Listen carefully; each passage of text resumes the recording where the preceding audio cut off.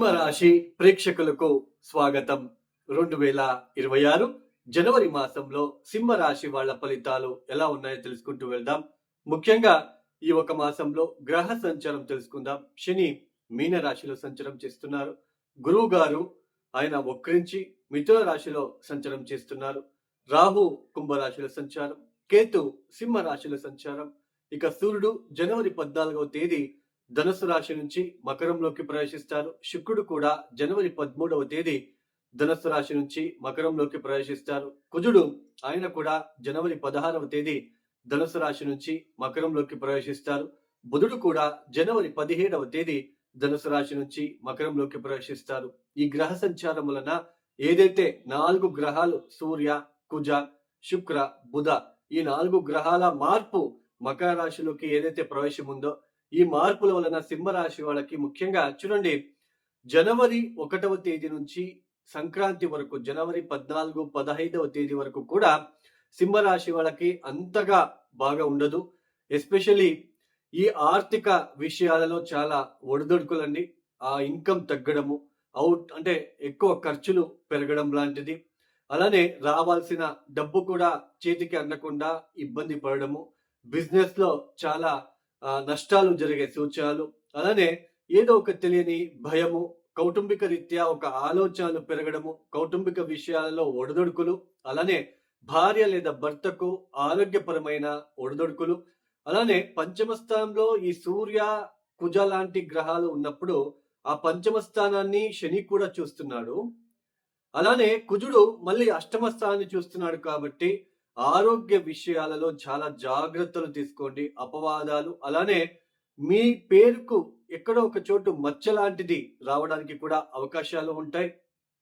అలానే ఇక్కడ ముఖ్యంగా సంతానం విషయంలో కొంచెం డిస్టర్బెన్సెస్, అలానే సంతానం పట్ల కొంచెం కోపం పెరగడం లాంటిది, అలానే ముఖ్యంగా గర్భిణీ స్త్రీలు కూడా చాలా జాగ్రత్తలు తీసుకోవాలి. పంచమ స్థానంలో ఇలాంటి గ్రహాలు సూర్య, కుజుడు, బుధుడు కూడా అక్కడే ఉంటున్నాడు కాబట్టి సో అలాంటి గ్రహాలు వచ్చినప్పుడు చాలా జాగ్రత్తలు తీసుకోండి. అలానే ఒక భయం పెరిగిపోతూ ఉంటుందండి. ఏదో తెలియని భయము, ఏదో తెలియని డిస్టర్బెన్సెస్, మెంటలీ టెన్షన్స్, ఆ ఆలోచనలు, ఆ డబ్బుకి సంబంధించిన ఆలోచనలు, బిజినెస్ కోసం చేసే ప్రయత్నాల్లో చాలా ఇబ్బందులు, ఆ ఇబ్బందుల వలన నేను ఎట్లా చేయాలి, ఎట్లా ఫేస్ చేయాలి, అప్కమింగ్ డేస్ లో నేను ఎలా ఇంప్రూవ్మెంట్ అవ్వాలి, నేను ఫైనాన్షియల్ ఎలా గ్రోత్ చేసుకోవాలి, ఇలాంటి ఆలోచనలు ఎక్కువగా ఉండబోతున్నాయి. ఇలాంటి సిచ్యుయేషన్ ఎక్కువగా సింహరాశి వాళ్ళకి సంక్రాంతి వరకు ఇది ఇలాగే కొనసాగుతుంది. అలానే కొత్తగా ఈ సంవత్సరం బిజినెస్ లో ఇలాంటివి పెట్టకపోవడమే చాలా మంచిది.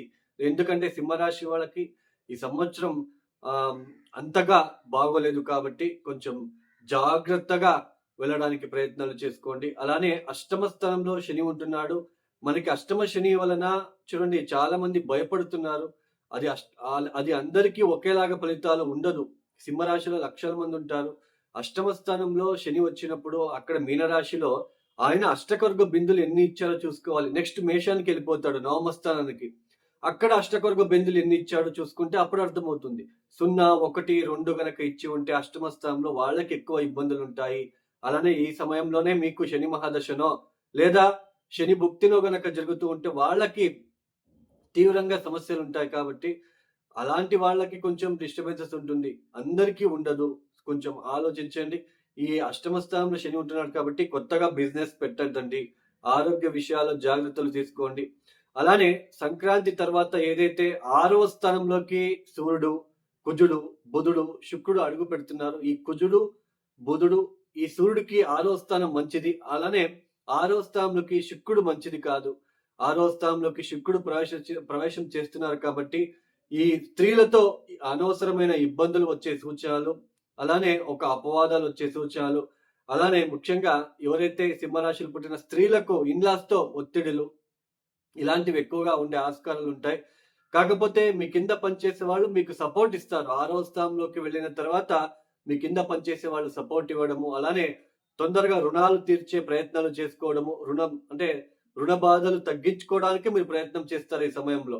అలానే కొంచెం ఉన్న నెగిటివిటీ తగ్గుతుంది. 6వ స్థానంలోకి ఎప్పుడైతే గ్రహాల ప్రవేశం అవుతుందో అప్పటి నుంచి కొంచెం నెగిటివిటీ తగ్గుతుంది, అనవసరమైన భయం తగ్గుతుంది.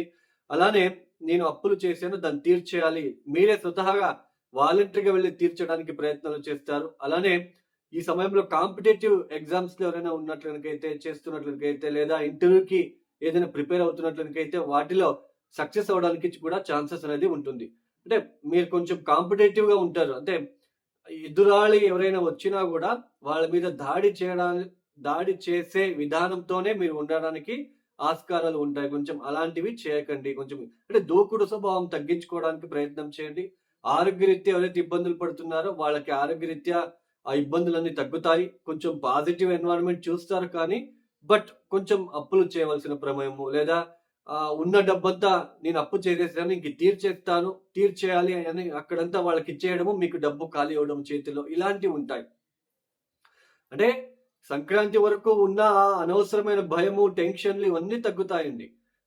ఆరో స్థానంలోకి వెళ్ళిన తర్వాత కాంపిటేటివ్‌గా ఉంటారు. కొంచెం కాన్ఫిడెన్స్‌తో ముందుకు వెళ్తారు. కొన్ని పాజిటివ్ చేంజెస్ చూస్తారు. అప్పులు తీర్చుకోవడము, రుణ ప్రయత్నాలు ఇవన్నీ కూడా చేస్తారు. సో, సక్సెస్ కూడా ఉంటుంది. అంటే సంక్రాంతి తర్వాత కొంచెం సింహరాశి వాళ్ళకి కొంచెం అనుకూలతలు ఏర్పడుతున్నాయి.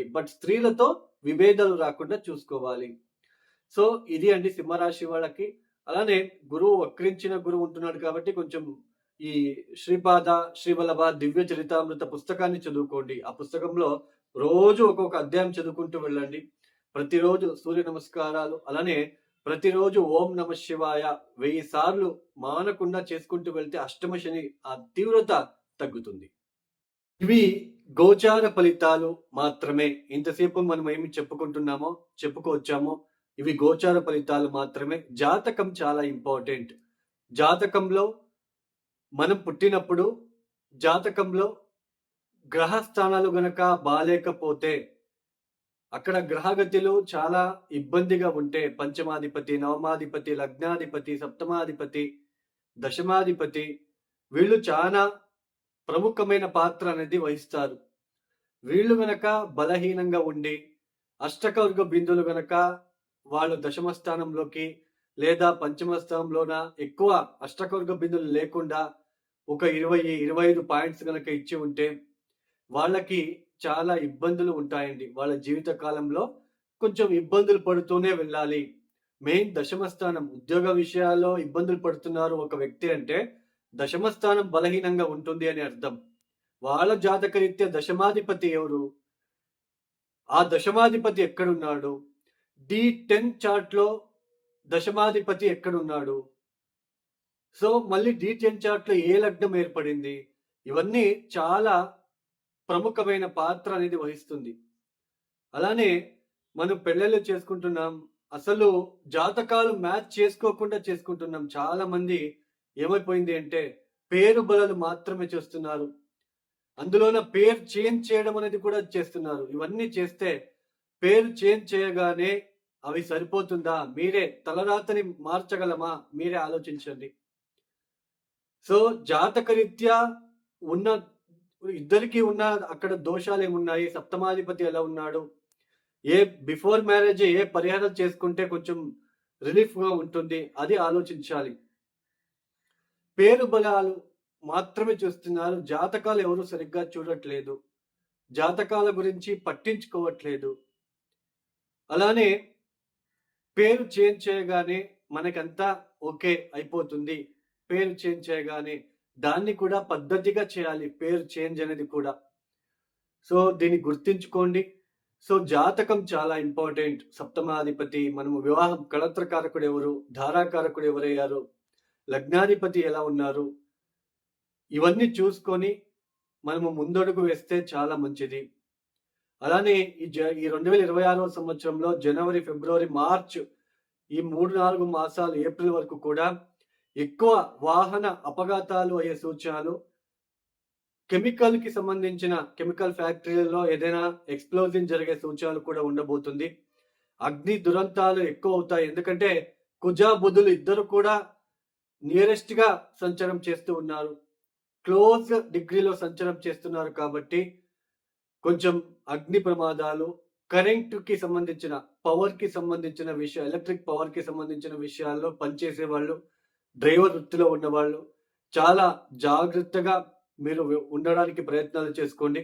లేదంటే వాహన ప్రమాదాలు ఇలాగే ఎక్కువ అయ్యే సూచనలు, అగ్ని ప్రమాదాలు ఎక్కువగా ఉంటాయి 2026 ఏప్రిల్ వరకు కూడా.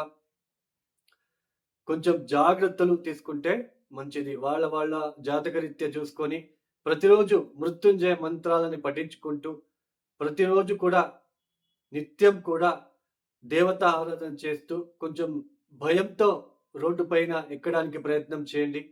అలానే రాత్రిపూట ప్రయాణాన్ని తప్పించండి. ఎవరైతే ఈ వీడియోని చూస్తున్నారో లైక్ చేయండి, షేర్ చేయండి, సబ్స్క్రైబ్ చేసుకోండి. అలానే ఎవరికైనా ఆస్ట్రాలజీ కన్సల్టేషన్ కావాలనుకుంటే డిస్ప్లే అవుతున్న నంబర్కి నేరుగా కాల్ చేయండి. సర్వే జనం సుఖినో భవంతు. ధన్యవాదములు. జై శ్రీరామ్.